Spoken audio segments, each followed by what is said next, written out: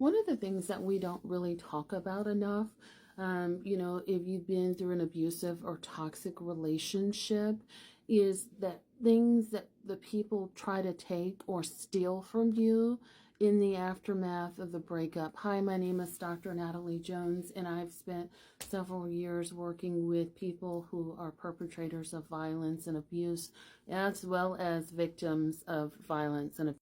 And I wanted to spend some time today talking with you all about how, when your abuser leaves, or, they're not fully gone, but they're on their way out the door. They're in the phases of discarding you. They want to punish you.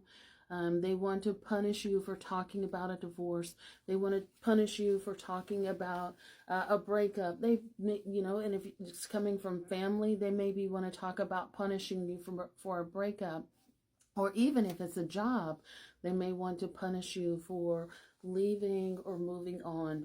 In any case, when the relationship is done, they want to punish you and they want to make you suffer somehow. And so the way that they do that is by taking something that is of sentimental value to you, something that they know that you cherish and that you love and that you are going to miss. And I think a lot of it has to do with the ideology. If I take this, then you're gonna consistently be coming back to me and begging me for it.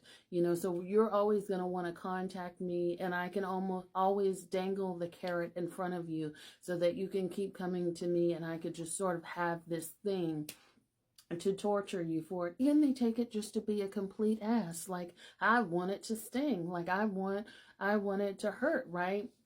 And so I'll tell you, I was thinking about this, and one of the things I was thinking about, for me, and this was way back when I was in my 20s, and I was dealing with a guy, and we were just done. And, and when I'm done, I'm done. I don't have nothing else to say to you. Whatever happens after that to you in this game called life, so be it. Right. And so, he left, and he's kind of getting his things, and I had left because I didn't want to be there. And I came back, and what did I notice? My Martha Stewart towels were missing.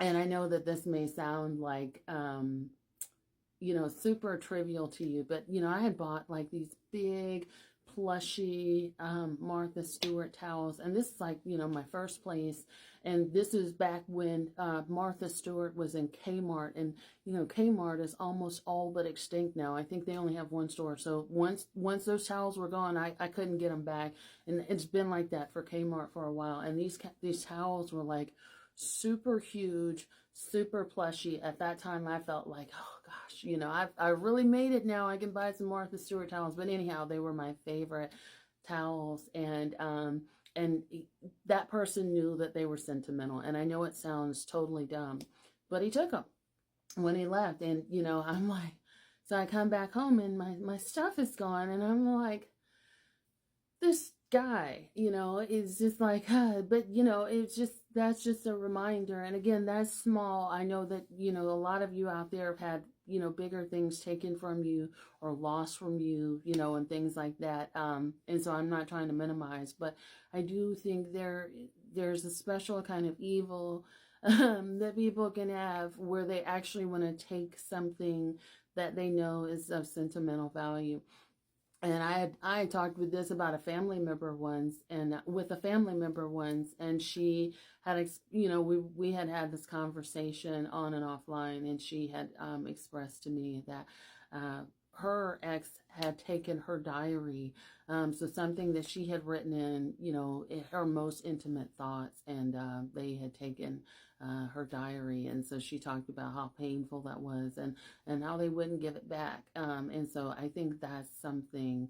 I would love to hear what people's thoughts are about that. And it's like, I didn't go after them for the Martha Stewart towels, but it still kind of pains me. But I'm just like, oh well, if that's the consequence of that person being gone, then I'll happily take it.